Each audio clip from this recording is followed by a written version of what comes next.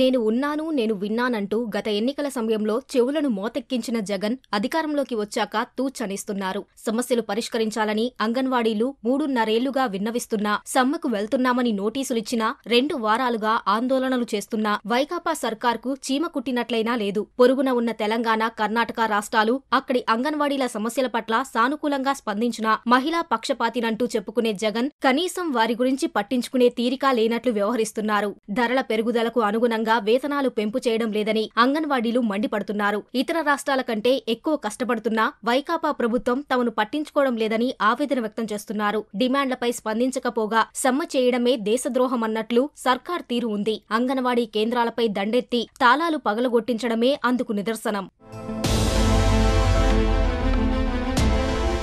తెలంగాణ ప్రభుత్వం అధికారం చేపట్టిన తర్వాత అక్కడి అంగన్వాడీ కార్యకర్తల వేతనాలను ఇప్పటివరకు 225% పెంచింది. 2015లో 4,500గా ఉన్న వేతనాన్ని ప్రస్తుతం 13,650 రూపాయలకు పెంచింది. 2015, 2017, 2021 సంవత్సరాల్లో 3 విడతలుగా పెంచింది. మినీ అంగన్వాడీ కార్యకర్తలు, ఆయాలకు 254% వేతన పెంపు అందించింది. రాష్ట్రంలోని అంగన్వాడీలకు 2019లో 1,000 రూపాయలు పెంచిన జగన్ ప్రభుత్వం దాన్నే గొప్పగా చెప్పుకుంటోంది.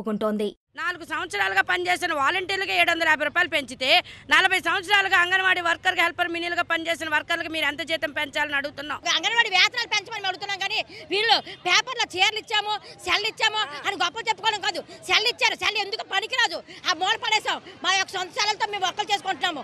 అంతేగాని మాకు వాళ్ళు ఇచ్చిన సెలవులు మేమైతే ఉపయోగించట్లేదు. అప్పుడే కొత్తగా ఏర్పడిన ఆంధ్రప్రదేశ్ రాష్ట్రాన్ని విభజన కష్టాలు వెంటాడుతున్నా అప్పటి తెలుగుదేశం ప్రభుత్వం అంగన్వాడీలకు వేతనాల పెంపులో వెనకడుగు వేయలేదు. ఒకవైపు రాజధాని అమరావతి నిర్మాణం, పేదల సంక్షేమానికి ప్రాధాన్యమిస్తూనే ఉద్యోగులకు పెద్దపీట వేసింది. తెలుగుదేశం పాలనలో అంగన్వాడీ కార్యకర్తల వేతనాన్ని 4,200 నుంచి 10,500కి పెంచింది. 2 విడతల్లో 150% పెంచి తెలంగాణతో సమానంగా వేతనాన్ని అందించింది. మినీ అంగన్వాడీ కార్యకర్తలకు 103%, ఆయాలకు 172% పెంపు అందించింది. వారికి వెసులుబాటు ఇచ్చి మరీ అన్ని సంక్షేమ పథకాలను వారికి వర్తింపజేసింది. జగన్ అధికారంలోకి రాగానే అంగన్వాడీల వేతనాన్ని 10,500 నుంచి 11,500 చేశారు. ఈ లెక్కన అక్క చెల్లెమ్మలకు జగన్ పెంచింది కేవలం 9.5%. ఆయన చిత్రపటాలకు క్షీరాభిషేకాల తర్వాత ఆదాయ పరిమితి నిబంధనను తెరమీదకు తీసుకొచ్చి సంక్షేమ పథకాలకు ఎసరు పెట్టారు. సుమారు 51,000 మందిపై ఆ ప్రభావం పడింది.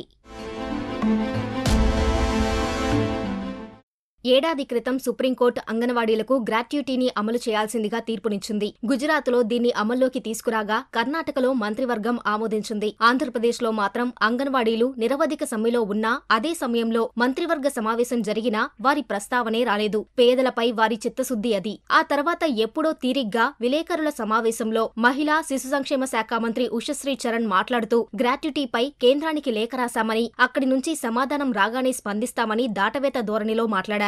మరో మంత్రి బొత్స సత్యనారాయణ ఇంకో అడుగు ముందుకేసి అంగన్వాడీలే కోర్టుకు వెళ్లి డైరెక్షన్ తెచ్చుకోవాలని ఉచిత సలహా ఇచ్చారు. సమస్య ఉన్న ప్రతివారు కోర్టు మెట్లు ఎక్కాల్సిందే అన్నట్లుగా ఉంది ప్రభుత్వ వైఖరి.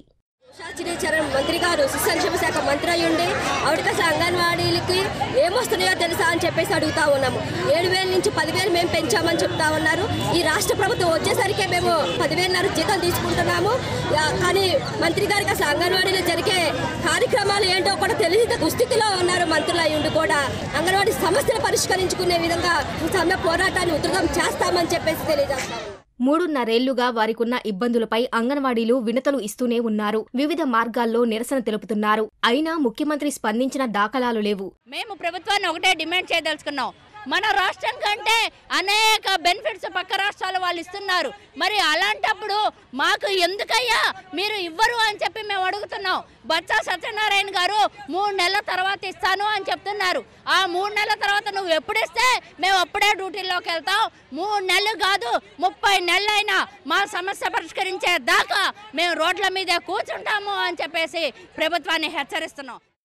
పదవీ విరమణ సమయంలో అంగన్వాడీ కార్యకర్తలకు 1,00,000, ఆయాలకు 50,000 రూపాయలు చెల్లించాలని తెలంగాణ ప్రభుత్వం ఎప్పుడో నిర్ణయం తీసుకుంది. తాజాగా ఆంధ్రప్రదేశ్లో అంగన్వాడీలు సమ్మెకు దిగితే ఇప్పుడు ఆ మేరకు మేం కూడా చెల్లిస్తామని జగన్ ప్రభుత్వం ఉత్తర్వులిచ్చింది. ఇప్పటికే పదవీ విరమణ చేసిన అంగన్వాడీ కార్యకర్తలకు 50,000, ఆయాకు 20,000 రూపాయల చొప్పున చెల్లించాల్సిన బకాయిలే పెరిగిపోయాయి. తెలంగాణ ప్రభుత్వం 3,989 మినీ అంగన్వాడీలను ప్రధాన అంగన్వాడీ కేంద్రాలుగా అప్గ్రేడ్ చేసింది. ఈ కారణంగా మినీ కేంద్రాల్లో పనిచేస్తున్న కార్యకర్తల వేతనం 7,800 నుంచి 13,650కి పెరిగింది. ఆంధ్రప్రదేశ్లోనూ దాదాపు 8,000 వరకు మినీ అంగన్వాడీ కేంద్రాలున్నాయి. వీటిని కూడా ఉన్నతీకరించాలని కొన్నాళ్లుగా డిమాండ్ వినిపిస్తున్నా సర్కార్ పట్టించుకోవడం లేదు. ఇప్పుడేమో కేంద్ర నిబంధనలు అనుసరించి అప్గ్రేడ్ చేస్తున్నామని సన్నాయి నొక్కులు నొక్కుతున్నారు. పదవీ విరమణ చేసిన అంగన్వాడీ కార్యకర్తలకు తెలంగాణ ప్రభుత్వం ఆసరా పింఛన్ అందిస్తోంది. మన దగ్గర అలాంటివేవీ లేవు.